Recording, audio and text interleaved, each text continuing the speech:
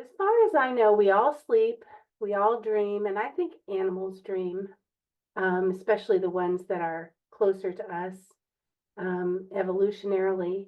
But as far as I know, humans are the only ones that wonder about their dreams, that ask themselves about their dreams.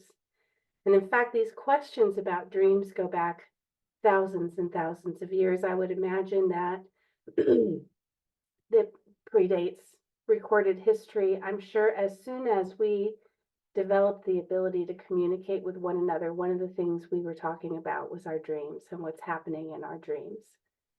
So anybody else want to say anything about their dream life or their level of interest in their dreams?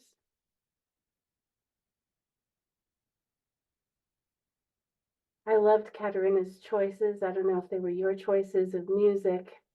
The music absolutely gave me goosebumps, the whole song.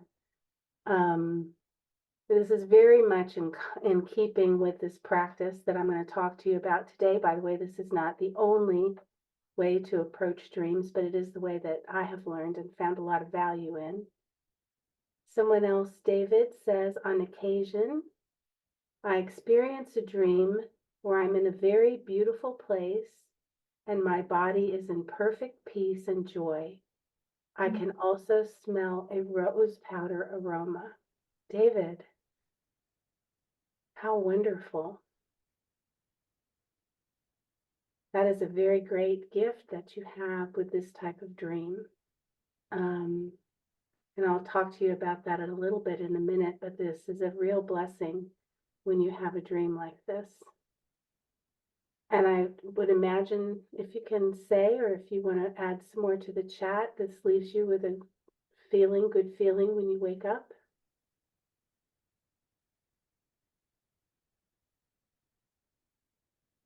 You can let us know in a minute if you want to. And in the meantime, I can also chime in and say, in preparation for this conversation, I actually had chats with my mom about dreaming, and I've been always very curious about prophetic dreams. And she shared with me that when she was a single mom, when she had my sister, she actually knew, she had a dream that she was going to be a mom of 2 children. So she said, I dreamed you into life. I didn't know I would be married. I didn't think about another child, but I knew you were coming. And with that, I was like, wow, I didn't know that was the case, Mom. But I'm very curious about prophetic dreams and things that come into life. Do we will them into life, or it's done on a subconscious level? Yeah, those are really, really great questions, and it has happened to me and other people I know through the dreaming and otherwise that sometimes we dream things and then they come to pass. I am not a biblical scholar, and I'm not an expert in prophecy or any of those kinds of things, but I can speak to you about what we learn when we do this practice that I'm going to talk to you about in a few minutes. And so it may or may not answer those questions, but it'll give some perspectives at least, I hope. So I wanted to tell you about my story, my experience. I'm going to tell you my journey with dreaming, and I'm going to tell it to you in the way that we would tell it in this practice, as if I was telling you a dream. This all actually happened, but I'm going to speak about it in the present tense because that's how we speak about dreams in this practice. So this dream starts, or this story starts, with a crisis in my life. And I'm smiling now, but it was very, very painful at the time. It was about 10 years ago, 11 years ago now. There's a crisis, and I'm in a situation where I have completely defined myself by my life's work, which you heard a little bit about, so you know I'm very passionate about it. And at that time, I had been doing this life's work for more than 30 years. And this entire body of work is completely and very publicly discredited. It's completely destroyed in the minds of everyone who knows me professionally. And because I have defined myself by my work, I feel like I barely even know my name at the end of this crisis. I feel like I don't know a single thing. I know I have a family who loves me. And beyond that, I know very little else. I believe in God. That was not challenged by this crisis. But I started to, as I started to emerge and started to try to find out how I was going to move forward from this, I began to hear the still small voice that I used to hear when I was younger. And I think it's maybe because it didn't have so much competition. I didn't know anything, barely my name. But I'm hearing this still small voice, and that voice is telling me that my way forward, my way back to myself, my way back to knowing what I know is through my dreaming. I have no idea where this is coming from. I've never studied dreaming formally, but I'm absolutely certain of it. So I listen to this small voice, and of course, naturally, what appears is a workshop about dreaming. And I go to my first workshop on how to understand dreams and how to work on dreams.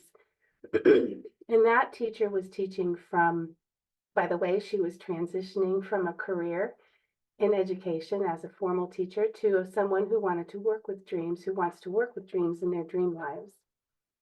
And so she gives this workshop, and dream groups are formed, and it's from the psychoanalytic tradition of Carl Jung. And for several years, I pursue that. I join a dream group. I get so much out of dreaming with other people. But as I learn more, I come to question again. I say this, I over and over again, and I say it to the dream teacher.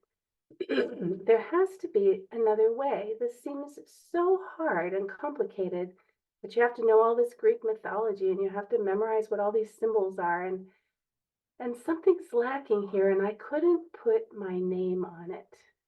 I couldn't put a name on it. I couldn't say what I felt was what I feel is lacking, but I expressed my concerns or my questions, and eventually this teacher helps me find a conference in California on dreaming, an international conference where there's all people from all over the world. I always say about that conference that there's everything from pink hair to PhDs, dream artists, scientists.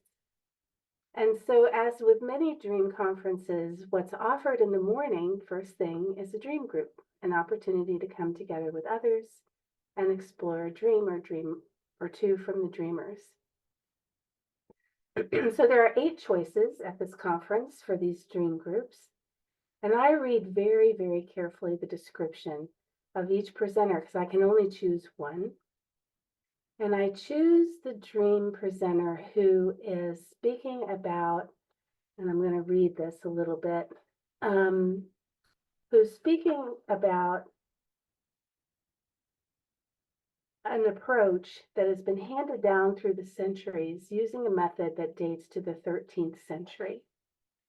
And I'm drawn in by this promise that this method can transform even our nightmares. It can actually do something with the dream. So we meet for one brief hour, after which I tell the presenter, I know exactly, in the moment that that first hour was over, I know exactly that this is what I have been looking for. I've been looking for 3 years, pursuing my still small voice, but knowing there's another path that I should be following. And so I say to her, I want to learn how to do this. Now that person turns out many years later to be the person who co-leads the program where Katerina works and where I end up going for my coaching program. But I have no idea that that's going to happen. But that begins my real journey with dreaming as far as I'm concerned, and it continues to this day. So this practice teaches us that dreams are, in fact, messages from, you can fill in the blank as you wish. I choose to call it God. I believe it is the divine. It certainly is our subconscious. The subconscious actually needs our conscious mind to gaze on it and help it perform the corrections that are necessary. We also understand dreams as a letter that contains an absolutely accurate, up to the minute report on exactly where I am at any given point in time and what might need my most attention. And this letter is written in a language that I was born knowing, but have forgotten. It's really important for me, I think, to understand this, and I understood it from the beginning, that dreams are a language we all know and we all lose touch with as we get older and we get more into our minds and more into what we're told and what we want to believe. And it's a language of my own images, just like everyone else's.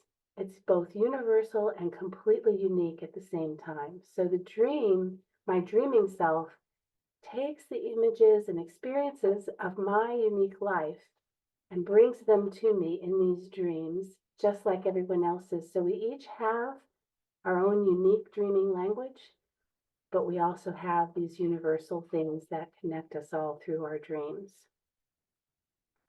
So the method is very straightforward and is fairly easily learned. The language, in my experience, takes some time. It really takes some time to. Have any of you ever learned to speak another language? Obviously, Katerina has, probably several. Who else? Yes, Geraldine, thank you. If you learn another language, what is that like? What do you take away from that? What other languages do people speak?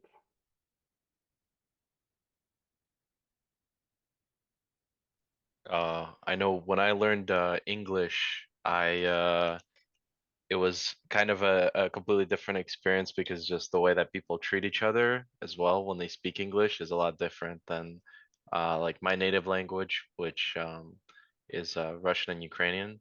So it's like it'll be completely different, like just ways of interacting with people. So how you'd refer to somebody or how, that kind of relationship is just different. Yeah, it's much more than just different words and sounds for the same things, right? It reflects a different understanding. It reflects a different worldview. It reflects a different experience. And so the language of dreaming is like that also. It is very reflective of our experience, and it is its own worldview. It's its own understanding, and it has to be taken as a whole. You can't learn to speak another language fluently without really immersing yourself in that worldview. And so the same is true with dreaming language. So the processes that we learn, the steps that we learn, are very valuable. They translate any situation, waking or dreaming. And the 4 steps in the process are first to clarify the story of the dream. So this story that I've just told you about my journey, that could be a dream. And we would ask questions and clarify what that storyline is. The second step is to identify the patterns, what things repeat over and over again, and what things stand out, what elemental things are in this dream. So there's a crisis, there's a journey, there's movement, there's transformation. Those are the patterns in this dream. The third is to discern where the potential for transformation in the dream is. So as we go through this process of any dream, any story, any situation in our life, we're looking for where is, and in the coaching world, we talk about it as what's the learning opportunity? What do we need to let go of? Or what do we need to learn? And then the last step in the process is to receive the treasure, which is the insight, the revelation, or the transformation that is possible. So I never have struggled with a belief in God. As I said, I'm very blessed, and was very blessed that that was not threatened through this crisis. But having found this dream path has given me a lifelong way of knowing how to continue to listen to the inner voice, a discipline for how to go about it, other people to do it with, and even to be able to differentiate between divine guidance and other things that mimic it deceptively, like emotion or or thoughts or beliefs. It's a very clear discernment that can be made. So I'm going to stop there. Katerina, thank you for summarizing that. David has updated us that he has a great feeling when he wakes up. He's a bit upset for having to leave this beautiful place and return to this world that is absolutely beautiful, and understandable. So the dreams, we understand, come in different types. The reading that we had at the beginning talks about 3 sources of dreams. We also find it helpful to talk about the types of dream, which can range from nightmares to repetitive dreams, which is what Jimmy was telling us about, a dream that happens over and over and over again, loops, all the way up to a great dream, which is what David is telling us about. It's just a gift. And it's just really experiencing the presence of God. And there's even a dream level beyond that, which is the dream of unity, which is where we all want to get back to, being with the one. But that is the basics of the practice and the belief system. I've found it to be very compatible with my Christian belief system. It is rooted in the Torah and the Kabbalah. And those truths translate, I don't want to need to say translate, those truths reflect very well in this practice. They augment one another. I found it to be a very complete roadmap for how to approach things. And I think probably the greatest takeaway, the greatest change in my own life has been, all those years I spent defining myself by my work, very worthy work, by the way, we've all said. But none of us is our work, right? We are spiritual beings on a human journey. And so we are here to know who we really, really are and fulfill what we're here to do. And I had gotten off that path. And God had exactly what God needed when that crisis came into my life. It had to happen exactly the way that it did. So it's given me that understanding and discipline and tools to not wander off the path so far, but to stop, listen to my dreams, and face whatever is in them, unpleasant, even frightening. They can be faced, and with these tools, they can be transformed into what God is trying to tell us. So that's our dream practice. Katerina has been able to witness some of it in the coaching program at GW. The coaches there get an introduction to it. It's been a really transformational journey for me, and I would wish for you and invite you to consider whether this is some kind of dream practice is worth your consideration or time, or if it speaks to you. Does anyone want to say anything about that? I see some smiles. It's a little challenging with people not on the camera, I have to say. But I'm glad you're all here.